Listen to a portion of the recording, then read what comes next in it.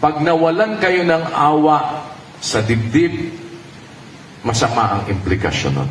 Hindi rin tayo kaaawaan. Huwag niyong kalimutan, kailangan nating lahat ng awa. Pag hindi tayo kinaawaan ng Diyos, saan tayo dadamputin? Diba?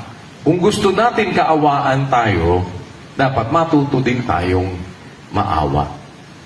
At dahil kailangan natin palagi ang awa ng Diyos, walang pagkakataon sa buhay natin na dapat ialis natin sa puso yung awa. Laging taglay-taglay natin yon saan man tayo magpunta, anuman ang ating gagawin, huwag nating kalimutan. Lagi magbigay ng puwang sa pagkakaawang gawa. Sana mas makita natin siya in a deeper perspective, sa mas malalim na pananaw.